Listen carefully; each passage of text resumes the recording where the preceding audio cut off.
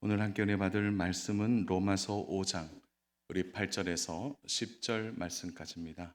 로마서 5장 8절에서 10절 말씀까지입니다. 우리 성경을 찾으시면요. 신약 성경 245면에 하나님의 말씀이 기록되어 있습니다. 우리 찾으셨으면은 세 절입니다. 우리 한 목소리로 천천히 함께 합독하겠습니다. 우리가 아직 죄인 되었을 때에 그리스도께서 우리를 위하여 죽으심으로 하나님께서 우리에 대한 자기의 사랑을 확증하셨느니라. 그러면 이제 우리가 그의 피로 말미암아 의롭 받았으니 더욱 그로 말미암아 진노하심에서 구원을 받을 것이니 곧 우리가 원수 되었을 때에 그의 아들의 죽으심으로 말미암아 하나님과 화목하게 되었은즉 화목하게 된 자로서는 더욱 그의 살아나심으로 말미암아 구원을 받을 것이니라. 아멘. 자, 오늘 우리가 함께 읽은 말씀 가지고 사랑은 실패하지 않는다라는 말씀의 제목으로 하나님 말씀을 증거하겠습니다. 우리가 신앙생활을 하면서 꼭 질문해야 할 것이 있습니다. 그것은 바로 예수님께서 왜 십자가를 지셨느냐라는 것입니다. 산 여러분, 예수님이 왜 십자가를 지셨죠? 아마 그 부분에 대해서 말씀하실 수 있어야 합니다. 십자가를 지신 이유가 무엇인지 한번 속으로 한번 대답해 보시겠습니까? 예수님께서 왜 십자가를 지셨습니까? 아마 대답을 하실 겁니다. 가장 정확한 대답은 인간의 죄 때문입니다. 인간의 죄 때문이죠. 그 말씀이 8절에서 너무나 분명하게 드러나고 있습니다. 우리 8절을 잘 한번 볼까요? 8절 보시겠습니다. 같이 읽습니다. 우리가 아직 죄인 되었을 때에 그리스도께서 우리를 위하여 죽으심으로 하나님께서 우리에 대한 자기의 사랑을 확증하셨느니라. 그리스도께서 우리를 위하여 죽으셨다. 십자가에 죽으셨는데 십자가에 죽으신 이유가 뭐라고 나와 있습니까? 우리가 무엇이었기 때문이죠? 우리가 무엇이기 때문에요? 죄인이기 때문에 그렇습니다. 우리의 죄 때문에 십자가를 지셨다는 것이죠. 그래서 십자가를 지신 이유는 우리의 죄 때문입니다. 우리의 죄 때문에 예수님이 십자가를 지신 것입니다. 왜 그렇습니까? 죄의 문제가 결코 가볍지 않기 때문에 그런 것입니다. 여러분, 죄는 우리가 살아가는 삶 속에 가장 깊숙이 들어와 있습니다. 우리 인간의 모세혈관이 온몸에 미세하게 다 뻗어 있는 것처럼 죄는 우리가 살아가는 이 삶의 가장 깊은 곳까지 들어와 있습니다. 그래서 죄는 곳곳에 깊이 들어와서 사람의 삶에 관여하고 있습니다. 그럼 죄가 없는 곳이 없는 것이죠. 세상의 모든 일 속에 죄는 존재합니다. 그러나 너무나 이상하게도 사람들은 죄에 대하여 생각하지 않으려고 합니다. 특히 세상 사람들은 죄에 대하여 깊이 생각하고 있지 않죠. 그래서 세상 사람들이 생각하는 가장 큰 것은 뭐냐면 나는 죄와 상관이 없다. 이런 생각을 하고 살아가는 것이죠. 성경은 우리가 다 죄인이라고 말합니다. 8절에서 우리가 죄인 되었을 때에. 그러나 세상은 죄를 인정하지 않고 있는 것이죠.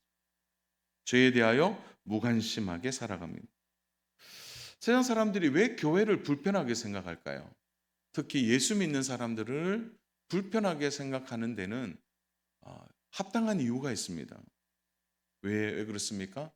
교회와 성도들이 죄에 대하여 말하기 때문에 그렇습니다. 자신은 직접적으로 죄와 관계가 없다고 생각하는데 교회는 사람을 향하여 죄인이라고 말하는 거예요. 성도들의 삶에도 죄에 대한 이야기가 끊임없이 나오고 있는 거죠.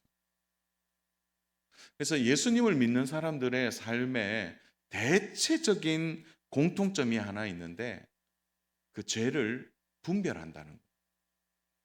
그러니까 예수 믿는 사람들은 죄에 대하여 예민합니다.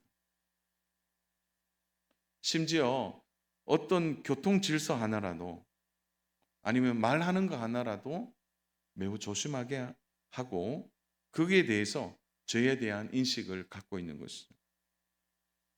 그런데 죄에 대하여 회개하라고 말하고 죄에 대하여 지적하니까 그게 불편한 것입니다. 그러나 죄의 문제는 인간의 가장 중요한 문제입니다. 왜냐하면 인간이 죄로부터 자유할 수 없기 때문에 그렇습니다. 동시에 죄의 문제를 인간이 해결할 수 없는 것도 가장 큰 문제입니다. 18세기의 신학자였던 존 오웬, 굉장히 그 죄에 대하여 여러 가지 참 책들을 남겼는데요. 존 오웬은 죄는 사람들의 마음 안에서 지속적으로 악을 행하도록 이끄는 힘을 가지고 있다고 말합니다. 그래서 본질적으로는 하나님을 대적하는 큰 물결이다. 존 오웬은 죄에 대하여 그렇게 말합니다. 그러니까 누구든지 하나님을 대적하는 그 물결에 휩쓸려 살아간다는 것입니다. 사랑하는 여러분, 우리를 가만히 두면요, 우리는 죄와 멀어진 삶을 살 수 있을까요? 사람들을 가만히 두면 죄를 멀리하고 정말 죄 없이 살아갈 수 있을까요? 그래서 존 오웬이 어떤 말을 남겼냐면요, 프로네마라는 말을 남겼는데 이 말의 뜻은 뭐냐면은 마음의 틀이라는 뜻이 있습니다. 마음의 틀, 프로네마, 마음의 틀.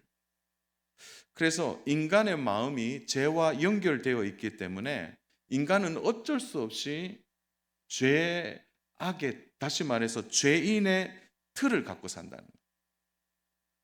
그러니까 이 죄인의 틀 안에 아무리 몸부림쳐도 그 죄에서 나올 수 없다고 말하는 것입니다. 그 대표적인 게 뭐냐면요, 사람들은 착각해요. 자기 마음의 주인이 자기라고 생각해요.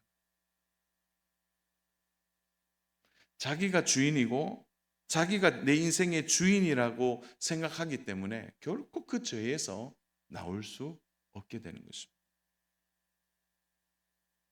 사랑하는 여러분, 사람들이 죄에 대하여 정말 자유롭게 살아갈 수 있을까요? 죄에 대하여 사람들은 정말 자유로울 수 있을까요? 오늘 이 중에 나는 오늘 목사님 오늘 하루 동안 내 죄 안 지었습니다, 그렇게 말할 수 있는 분이 있을까요? 세상 사람들이 정직하고 바르게 산다고 말할 때 하루의 삶을 한번 놓고 이야기할 때 한 번도 거짓말하지 않고 한 번도 미워하지 않고 한 번도 마음에 나쁜 생각하지 않고 오늘 하루를 보냈을까요? 여러분, 죄라는 것이요, 그 물량과 질량이 크냐 작으냐가 아니에요. 죄는 죄일 뿐이라는 거죠. 한 번 지었느냐 10번 지었느냐, 한 번 지었기 때문에 죄가 아니다 그렇게 말할 수 없다는 것이죠. 정말 깨끗하게 한 번도 죄를 짓지 않고 살았다면 그 사람은 죄에 대하여 자유하며 살 것입니다. 그러나 그런 사람이 세상에 있을까요? 여기에 물컵이 있는데요, 지금 물컵에 있습니다. 깨끗한 물이 안에 들어있는데요, 여기에 약하게 잉크 한 방울을 딱 떨어뜨렸다고 생각합니다. 아주 미세한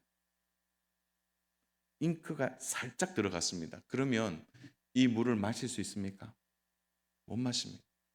차라리 여기에 잉크 10방울을 떨어뜨리는 거나 아주 미세하게 작은 잉크 한 방울이 들어가는 거나 못 마시는 것은 똑같습니다. 그게 죄입니다, 죄.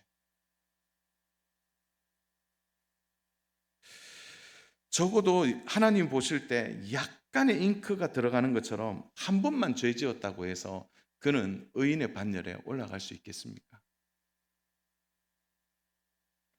사랑하는 여러분, 그래서 우리 스스로는요, 죄를 다룰 수가 없습니다.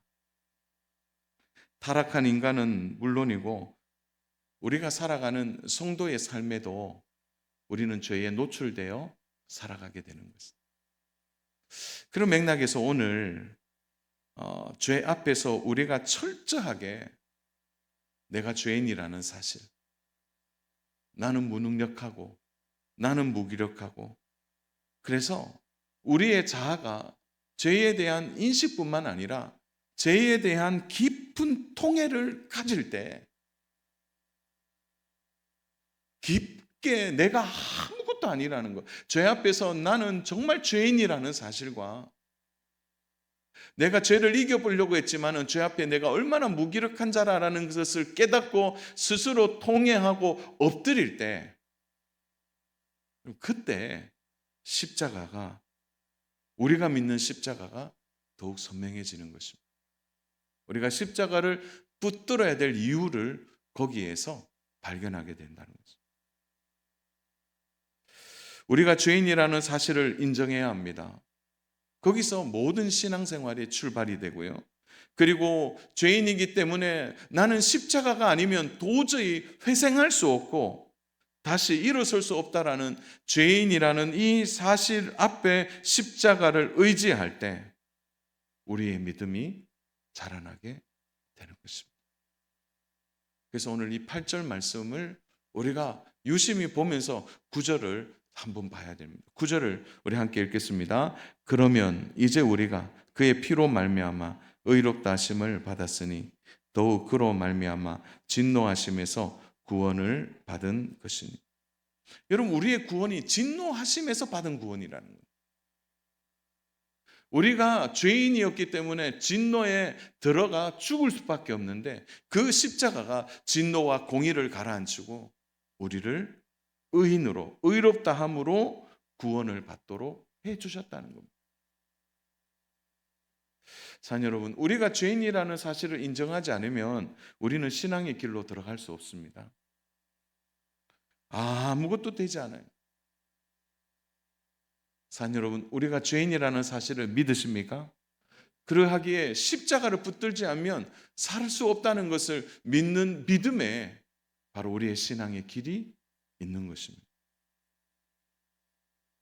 사랑 여러분, 우리가 왜 죄인입니까? 나는 태어나면서부터 우리가 죄인이라는 사실을 많은 사람들은 인정하지 않으려고 합니다. 그러나 우리는 태어날 때부터 죄인이었습니다. 그것을요 5장 12절에서 말하고 있습니다. 우리 5장 12절인데 우리 같이 한번 합독하겠습니다. 그러므로 한 사람으로 말미암아 죄가 세상에 들어오고 죄로 말미암아 사망이 들어왔나니 이와 같이 모든 사람이 죄를 지었으므로 사망이 모든 사람에게 이르렀도다. 한 사람으로 출발해서 끝에는 어떻게 끝나죠? 모든으로 끝납니다. 한 사람이 죄를 지음으로 말미암아 사망이 따라 들어왔고요. 그래서 모든 사람이 죄를 지었다고 말하고 죄의 결과로 사망이 들어왔다고 말하고 있습니다. 그래서 한 사람 아담의 죄가 모든 사람의 죄로 뭐가 됐냐면 한번 따라서 해볼까요? 상속되었다. 이게 문제라는 거죠. 이게 상속이 되어 우리가 죄인이 되었다는 것입니다. 모든 사람이 죄를 지었다라는 여기 우리 12절에 모든 사람이 죄를 지었으므로 라는 이 개념은 아담이 죄를 지었을 때 하나님께서 모든 사람이 죄를 지은 것처럼 생각하신다라는 의미가 이 속에 담겨 있는 것입니다. 그러니까 하나님은 아담의 죄가 모든 사람의 죄로 보신 것입니다. 우리는 절망하게 되는 거죠. 우리 태어나면서부터 죄인인 것입니다.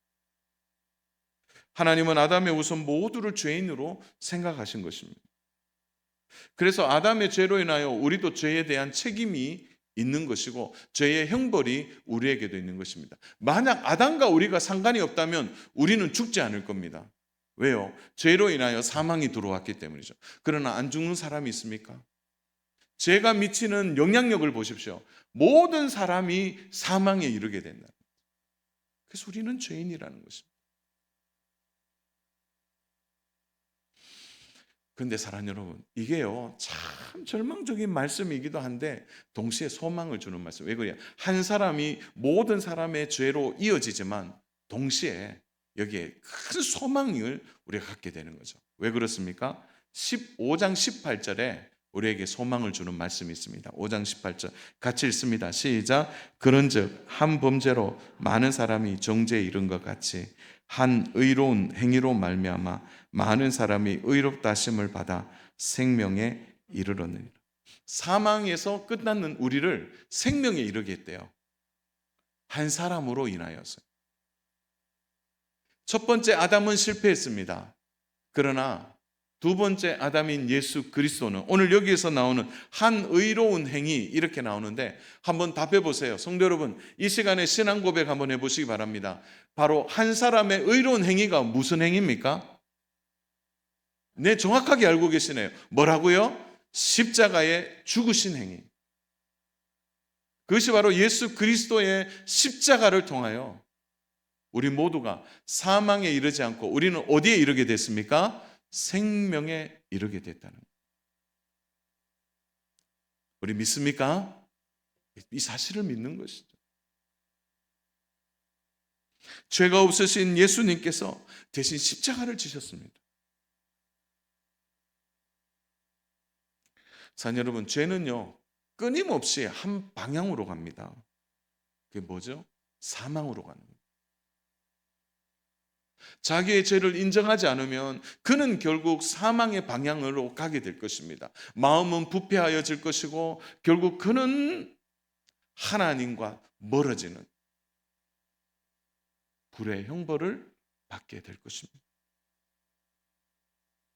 자, 여러분, 제가 오늘 서론에서 이렇게 길게 설명한 것은 오늘 이 부분을 이야기하고 싶어서 그런 것입니다. 그래서요, 하나님이 우리에게 요구하시는 것이 있다는 겁니다. 우리가 죄인이기 때문에. 그래서 하나님의 요구가 무엇입니까? 그것이 바로 하나님의 사랑을 믿으라는 것입니다. 그게 9절 말씀이에요. 우리 9절 다시 한번 읽어보겠습니다. 그러면 이제 우리가 그의 피로 말미암아 의롭다 하심을 받았으니 더욱 그로 말미암아 진노하심에서 구원을 받은 것이니.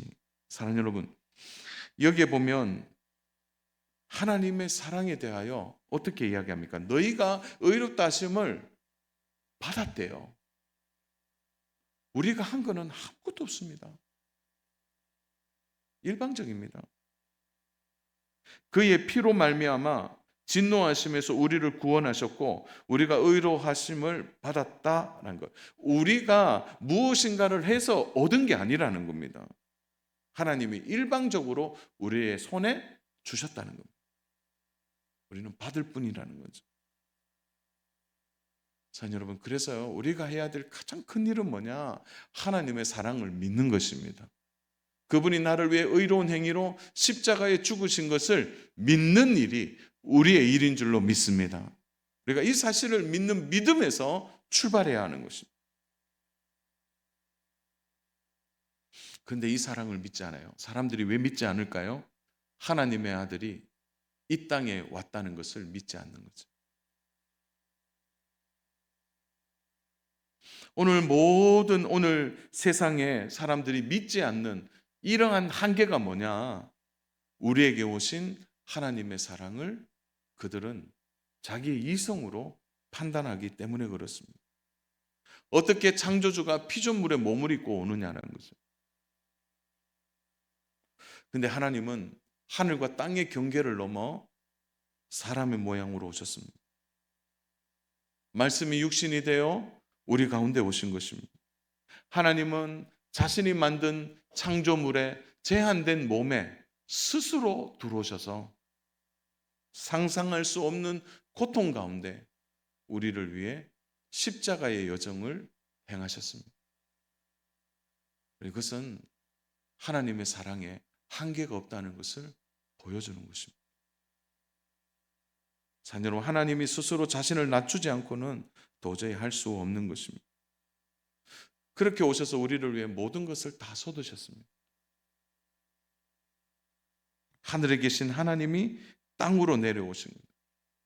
이것을 이성으로 아무리 믿으려고 해도 이건 가능한 게 아닙니다. 사랑 여러분, 믿음은 이성을 통해 오는 것이 아닙니다. 믿음은 진리를 통해 오는 겁니다. 그 진리를 믿는 믿음이 중요한 것이지 이성적으로, 지식적으로, 과학적으로, 경험적으로 믿는 것이 아니라는 겁니다. 모든 종교는 다 이성의 합리화 속에 신을 찾아갑니다. 신과 같은 영역으로 찾아오면 신을 만날 수 있는 구조로 되어 있습니다. 그래서 매우 합리적으로 어떤 종교는 고등 종교라고 말하는데 그걸 차근차근히 밟아가면 신을 만날 수 있는 거예요. 단계처럼. 거기에는 그 신에 대한 믿음은 중요하지 않습니다. 종교적 행위가 중요한 것이죠. 그 안에는 인간의 공로가 필요한 것입니다. 신이 요구하는 것을 할 때 신의 영역에 들어갈 수 있다고 말합니다. 그러나 하나님은 우리에게 어떤 것도 요구하지 않으셨습니다. 너 이런 공로를 해야 돼. 너 이렇게 해야 돼. 그렇게 요구하지 않으셨다. 하나님 우리에게 원하시는 건 하나예요. 내가 너를 위하여 이 땅에 보낸 그 독생자 예수 그리스도를 네가 믿느냐라는 거죠. 하나님의 방법은 하나입니다. 예수 그리스도를 믿는 것입니다. 그러므로 10절이 오늘 우리에게 중요합니다. 10절 같이 읽겠습니다. 곧 우리가 원수 되었을 때 그의 아들의 죽으심으로 말미암아 하나님과 화목하게 되었은즉 화목하게 된 자로서는 더욱 그의 살아나심으로 말미암아 구원을 받을 것이니라. 우리가 원래는 원수가 되어 하나님 앞에 나아갈 수 없었습니다. 그런데 그의 아들의 죽으심으로 말미암아 하나님과 화목됐다는 거예요. 사랑 여러분, 9절에도요. 의롭다 하심을 받았다고 말씀합니다. 그리고 하나님이 오늘 10절에는 뭐죠? 하나님과 화목하게 되었대요. 어떻게 해요? 그의 아들이 죽으심으로 말미암아. 우리가 한 일이 하나도 없습니다. 저는 우리의 신앙의 무기력함을 이야기하는 게 아닙니다. 사랑 여러분, 우리가 예수 믿고 이 자리에 앉아있는 우리는요, 모든 것이 1부터 10까지, 처음부터 끝까지 모든 것이 다 일방적으로 하나님이 사랑하셔서 오늘 우리를 예수 믿게 하시고 우리에게 구원의 은총을 베풀어 주셨습니다. 거기에요, 나의 공로가 하나라도 들어갈 틈이 없는 것입니다. 여러분, 이것을 우리가 생각하면 우리는 하나님 앞에 어떻게 고개를 들고 사람들 앞에 교만할 수 있을까요? 한 게 없는데. 그래서 우리가 낮아질 수 있다는 거예요. 아무리 생각해도. 그래서 문제는 뭐냐? 우리가 하나님의 사랑을 너무나 알지 못한다는 것입니다. 사랑 여러분, 예수 믿은 지 몇 년 되십니까? 한번 돌아보십시오. 태어날 때부터 예수 믿는 분들. 저는 모태신앙이 아니라서 초등학교 6학년 때부터 예수님 믿었으니까요. 한번 돌아보십시오. 예수님을 믿고 오늘 이 자리에 온 것이 여러분의 공로가 하나라도 들어가 있습니까? 여러분들이 예수 믿고 오늘 이 자리에 선 것이 아무리 생각해 봐도 우리를 의롭다 하도록 받아주셨고 우리에게 예수 그리스도를 보내주셔서 하나님과의 모든 관계가 새롭게 된 이 모든 사실이 다 하나님의 은혜 아닙니까? 우리가 그 사랑을 생각한다면 우리가 어떻게 교회 공동체 안에서 또 우리의 신앙 안에서 우리의 자신을 드러낼 수 있겠습니까? 저는 아무리 생각해 봐도 예수 믿지 않는 집안에서 아무리 생각해도요, 예수 믿는 집안 아닙니다. 저희 집안이. 철저한 불교 안에서 살았던 집안에서 어떻게 예수 믿는 사람이 아무도 없는 그 가문에서 어떻게 예수 믿는 우리 가정이 나왔나? 그 미스테리한 일입니다, 진짜. 나에게 구원의 은혜가 베풀어 준 이 이유를요, 아무리 생각해도 설명할 수가 없습니다. 그래서요, 저는 믿습니다. 설명할 수 없기 때문에 하나님이 일방적으로 나를 사랑하셨다는 거예요. 우리 가정을 사랑하셔서 예수 믿고 오늘 믿음의 자리에 서게 해주신 것. 그래서요, 내가 할 말이 아무것도 없는 것입니다. 그러므로 사랑하는 여러분, 오늘 우리의 신앙생활에서 다시 한번 기본적으로 좀 돌아가면 좋겠어요. 사랑하는 여러분, 우리 예수 믿고 이만큼 왔습니다. 그러나 우리가 처음 예수 믿을 때의 그 믿음의 간격과 구원의 간격과 그 예수님의 사랑 앞에서 벌벌 떨면서 기뻐하고 즐거워했던 그 신앙의 우리의 그 모습이 다시 한번 회복돼야 되지 않겠습니까? 그 사랑 앞에 다시 서야 되지 않겠습니까? 우리 너무 익숙해져 버렸어요. 하나님의 사랑을 너무 쉽게 생각해 버렸다는 거죠. 그래서 오늘은요, 우리의 신앙을 회복하는 길은 다른 것이 아닙니다. 사랑 여러분, 부흥이라는 마틴 로이드 존즈 목사님이 쓴 책에 보면요, 진짜 부흥은 뭐냐? 성도 수가 늘어나고 교회가 건물이 커지는 게 부흥이 아니고요, 그 교회 안에 회개하는 사람이 있느냐는 거죠. 그게 진짜 부흥이라는 거예요. 회개하는 사람, 그리고 회개함으로 끊임없이 자기 안에 오는 욕망을 누르고 자신을 낮추어서 예수 그리스도의 그 절절한 사랑 때문에 그 사랑을 가슴에 품고 그 사랑이 자기의 몸에서 터져 나와서 성도들을 사랑하고 성도들 앞에 자신이 낮아져서 그 성도를 위하여 자신의 모든 것을 십자가에 내어주신 그 사랑으로 인하여 나도 똑같은 사랑을 하고자 그 마음에 몸부림치는 것, 그것이 진짜 부흥이라는 거죠. 여러분, 교회가 가장 큰 부흥은요, 교회 안에 사랑이 넘쳐나는 겁니다. 예수님 사랑 닮아서 그 사랑을 실천하고 끊임없이 자신을 돌아보고 회개하는, 우리 주님이 우리를 그렇게 사랑하셨습니다. 조건을 보지 않으셨습니다. 일방적으로 모든 것을 지불하여 우리를 사랑하시고 우리를 받아주셨습니다.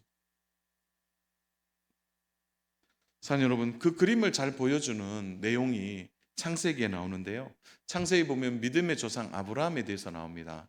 근데 아브라함에 대한 이제 거기에서 하나님과 아브라함이 언약을 맺는 귀한 이제 그 장면이 나오는데요, 창세기 15장 9절부터 18절입니다. 우리 한번 찾아볼까요? 창세기 15장 9절에서 18절. 이 부분이 좀 길기 때문에 이 말씀은 좀 교독하면 좋겠습니다. 창세기 15장 9절부터 18절. 자, 9절을 제가 읽고 10절을 우리 성도님 읽으면 좋겠습니다. 여호와께서 그에게 이르시되 나를 위하여 3년 된 암소와 3년 된 암염소와 3년 된 순양과 산비둘기와 집비둘기 새끼를 가져올지니라.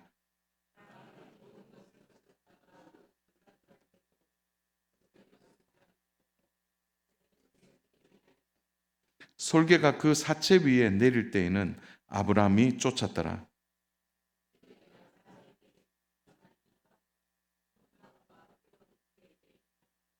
여호와께서 아브라함에게 이르시되 너는 반드시 알라. 내 자손이 이방에서 객이 되어 그들을 섬기겠고 그들은 400년 동안 내 자손을 괴롭히리니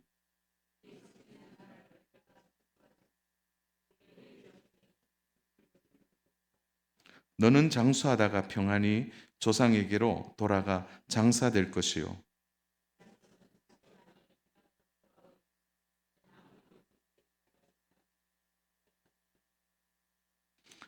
해가 져서 어두울 때에 연기 나는 화로가 보이며 타는 횃불이 쪼갠 고기 사이로 지나더라.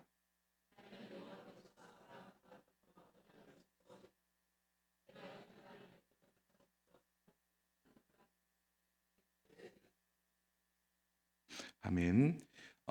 이 말씀에 이제 아브라함과 언약을 맺는 내용이 나오는데요, 배경이 뭐냐면은 조카 롯이 이제 소돔으로 떠났습니다. 떠나고 난 뒤에 이제 소돔 왕과 그리고 이 시날 왕의 3개 나라와 소돔의 5개 나라가 전쟁을 벌이게 돼요. 그 당시에 이제 소돔의 5개 나라가 시날의 왕에게, 특별히 거기에 보면은 엘람 왕 그돌라 오멜에게 지배를 받고 있었습니다. 그러니까 조공을 바쳤죠. 근데 13년 동안 이제 그렇게 조공을 바치다가 반기를 일으킵니다. 그래서 3개 나라와 5개 나라가 이제 신할 왕과 3개 나라, 그리고 4개 나라와 5개 나라가 충돌하게 되죠. 문제는 소돔 왕이 대패하게 됩니다. 5개 연합군이 대피하게 되고, 이때 소돔에 있는 롯도 붙잡혀 가게 되는데, 그때 모든 재산도 함께 약탈당하게 됩니다. 이것을 아브라함이 알고 자신의 종 318명을 데리고 기습하여 조카 롯과 소유와 함께 붙잡힌 사람을 되찾아옵니다. 자, 문제는 그렇게 기습해서 다 되찾아왔는데 연합군이 가만히 있겠습니까?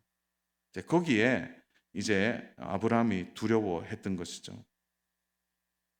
그때 하나님이 아브라함의 환상 가운데 나타나셔서 말씀하십니다. 두려워 말라. 내가 너를 지키고 큰 상을 주겠다. 그러니까 아브라함이 질문해요. 큰 상을 준다고 하셨는데 저는 후손이 없습니다. 상속자가 없다는 거죠. 그때 아브라함을 데리고 장막 밖으로 데려가서 별을 보여주시면서 약속을 해주세요. 후손이 내 별과 같이 되리라. 그리고 너는 이 언약을 맺기 위하여 준비하라고 한 거예요. 그래서 오늘 본문 9절에서 이제 3년 된 암소도 해서 당시에 언약을 체결하기 위해서 짐승을 절반으로 쪼개서 그 사이로 언약자들이 지나가는 그런 일이 있었습니다. 그런데 보세요. 쪼갠 사이로 두 사람이 지나가서 그 언약을 지키는데 언약을 안 지키면은 너도 이렇게 쪼개질 것이다 라는 것의 의미가 거기에 있는 겁니다.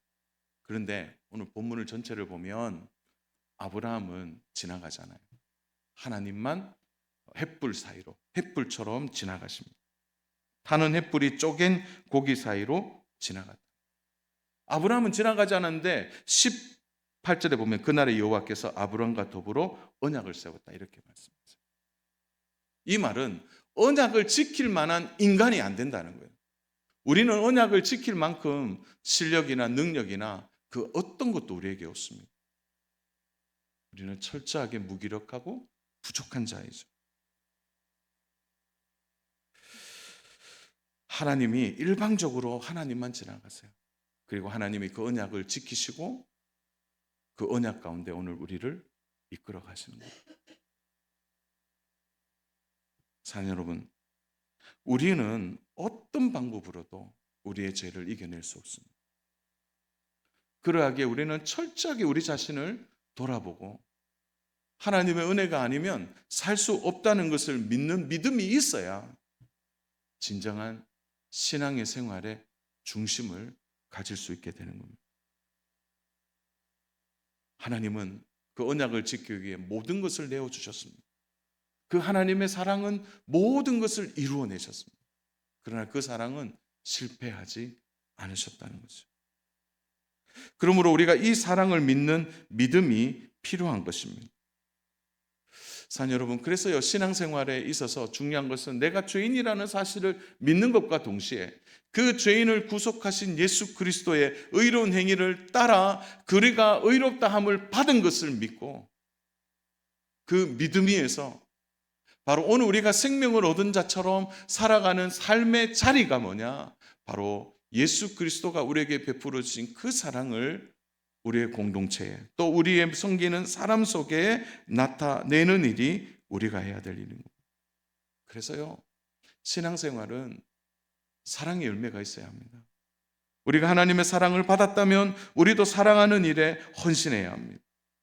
우리의 믿음이 온전해지려면 우리는 하나님의 사랑을 붙들어야 할 것입니다. 그리고 그 사랑을 가지고 오늘 우리의 공동체, 우리 교회에 그 사랑이 표현되어야 합니다. 사랑 여러분, 우리 안에 하나님의 사랑이 흘러가지 않는다면 내 안에 사랑이 없다는 증거가 되는 것입니다. 십자가를 안다면 십자가를 사랑할 수밖에 없고 십자가를 사랑한다면 죄인을 사랑할 수밖에 없는 것입니다. 사랑 여러분, 오늘 이 시대의 진짜 매력은요 사랑입니다. 사랑입니다. 초대교회 성도들의 가장 큰 매력은 그들이 성령 충만한 것도 은혜지만 그들이 사랑하는 일에 모든 것을 쏟아부었다는 겁니다. 위로부터 부어지는 그 크신 사랑 때문에, 십자가의 사랑 때문에 그들은 강력한 사랑을 성도들 가운데 행하였다는 것이죠. 그래서 교회는요 사랑의 드라이브가 강하게 걸려야 합니다. 그래야 삽니다. 사랑 여러분, 교회 생활에서 무엇이 가장 많이 남습니까? 지나온 시간의 수많은 경험들 속에서 교회 생활에서 뭐가 가장 많이 남죠? 교회 일 열심히 했는 거, 교회에서 어떤 열매를 거두었는 거. 저는 그것도 많이 남겠지만 가장 교회 생활에서 많이 남는 것을 묻는다면 그때 서로 사랑했던 거 아닙니까? 함께 사랑하고 함께 울며 기도했고 함께 울며 섬겼던 것. 그것이 성도들 사이에 좋은 추억으로 남고 좋은 사랑으로 남아 있는 것입니다. 주안의 사랑 여러분, 사랑하는 교회는 실패하지 않습니다. 사랑하는 성도도 실패하지 않습니다. 우리의 추악하고 더러운 이 죄를 하나님의 큰 사랑으로 덮어서 오늘 우리가 하나님의 큰 사랑을 받은 자로 존재하고 있는 이 사실만으로도 우리가 사랑하는 일에 힘쓰고 애써야 할 것입니다. 자기 아들을 죽이시면서까지 확증하신 그 사랑을 우리가 받은 자로서 혹시 내가 지금 그 사랑을 나누고 섬기고 함께 하는지, 죄인 된 우리가 십자가의 사랑을 먹고 마시고 그 속에서 다시 십자가의 사랑을 내뿜고 있는지 우리 한번 돌아보시고 우리가 사랑하는 자들로 다시 한번 하반기를 살아가는 믿음이 저와 우리 귀한 성도님들에게 있기를 주님의 이름으로 축복합니다.